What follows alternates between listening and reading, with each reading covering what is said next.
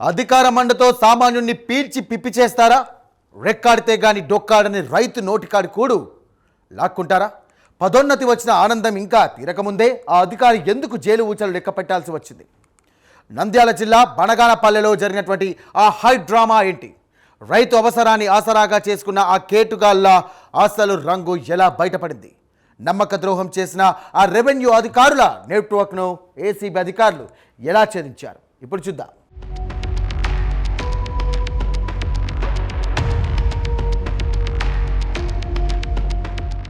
నంద్యాల జిల్లా బనగానపల్లి ప్రశాంతంగా సాగిపోయే ఆ ఊరిలో ఒక రైతు కన్నీటి గాథ ఇది. కోనాపురం గ్రామానికి చెందిన రైతు నారాయణరెడ్డికి తనకున్న 3 ఎకరాల చుక్కల భూమిని పట్టాభూమిగా మార్చుకోవడమే ఏకైక లక్ష్యం.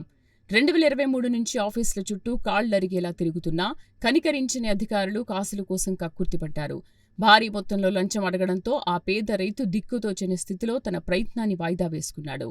సరిగ్గా ఇక్కడే సీన్లోకి ఎంటరయ్యాడు కిలాడి సర్వేయర్ హుస్సేన్ బాషా.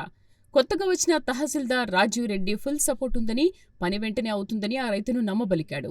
1,50,000 రూపాయల నుంచి బేరం మొదలై చివరికి 80,000కు ఒప్పందం కుదిరింది.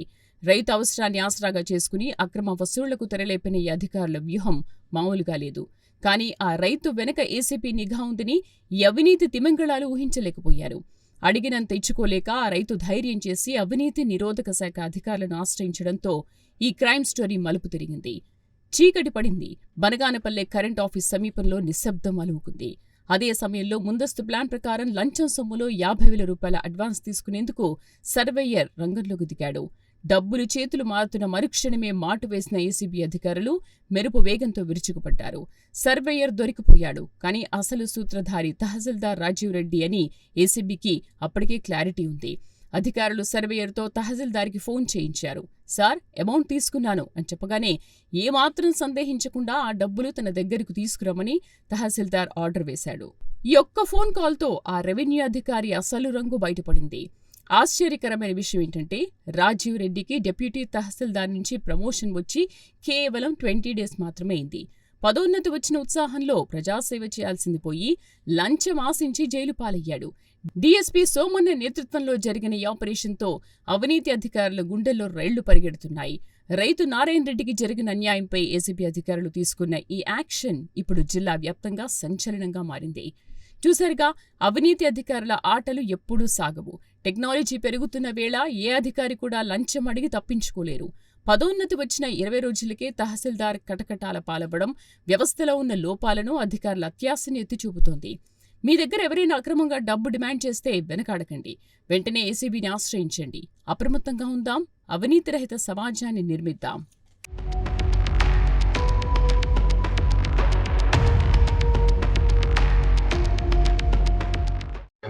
ఫిర్యాదుదారుడు నారాయణ రెడ్డి అనే వ్యక్తి, అతనికి 121B 121C ఈ బనగానపల్లి పొలం సర్వే నంబర్ అది. ఆ పొలంలో అతనికి చుక్కల భూమి ఉంది. ఆ చుక్కల భూమిని పట్టాభూమిగా మార్చుకునే దానికోసము అప్రోచ్ అయినాడు. ఇక్కడ ఇది 2 years కింద 23లోనే అప్లై చేసినాడు. 2023లోనే అప్లై చేసినాడు. కానీ అప్పుడు పని కాలేదు.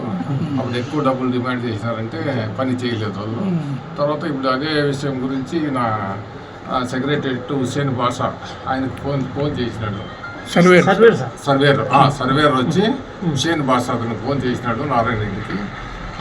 నీకు అప్పుడు కాలేదు కదా, అప్పుడు ఎక్కువ అడిగినారు అమౌంట్.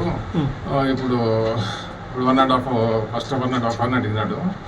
1.5 కానీ 1 వరకు అవుతుంది అమౌంట్.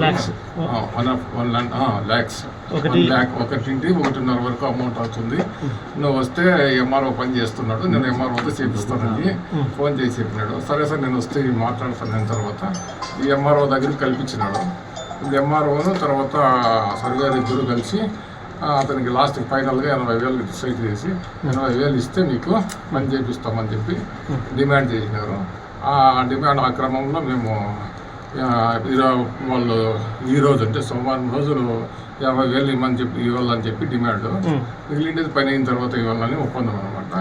ఆ మేరకు ఈరోజు 50,000 తీసుకుంటుంటే ఈరోజు రాత్రి 8:30 సమయంలో ఆయన ఇక్కడ కరెంట్ ఆఫీస్ దగ్గర ఇది తీసుకున్నాడు. తీసుకున్న తర్వాత పట్టుకొని ఎంఆర్ఓ ఫోన్ చేయించినాము, తీసుకురామని చెప్పినాడు ఆయన. అట్లా ఇద్దరు తీసుకుంటారంటే రెడ్ ఆన్ రెడ్గా పట్టుకోవడం జరిగింది. అంటే ఒక్కరే కదా సార్ తీసుకోండి, తీసుకునేది సర్వేర్ ఫోన్ చేయించినాం మేము. అంతకుముందు డిమాండ్ కూడా ఇద్దరు కలిపి మాట్లాడుకున్నాం. అంటే ఇద్దరు ఇన్వాల్వ్ అయినారు సార్. అంతే కదా, బట్ ఇద్దరికి ఒకేసారి ఇయ్యలేడు కదా. ఈయన ఆఫీస్లో ఉన్నాడు, ఆయన అక్కడ ఉన్నాడు. బట్ ఎవిడెన్స్ ఏం చెప్తుంది, ఇద్దరు ఇన్వాల్వ్మెంట్ ఉంది.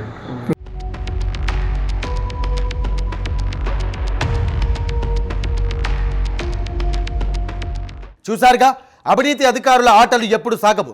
టెక్నాలజీ పెరుగుతున్న వేళ ఏ అధికారి కూడా లంచం అడిగి తప్పించుకోలేరు. పదోన్నతి వచ్చిన 20 రోజులకే తహసీల్దార్ కటకటాల పాలవడం వ్యవస్థలో ఉన్న లోపాలను, అధికారుల అత్యాశను ఎత్తి చూపుతోంది. మీ దగ్గర ఎవరైనా అక్రమంగా డబ్బులు డిమాండ్ చేస్తే కనుక వెనకాడకండి, వెంటనే ఏసీబీని ఆశ్రయించండి. అప్రమత్తంగా ఉందాం, అవినీతి రహిత సమాజాన్ని నిర్మాణిద్దాం.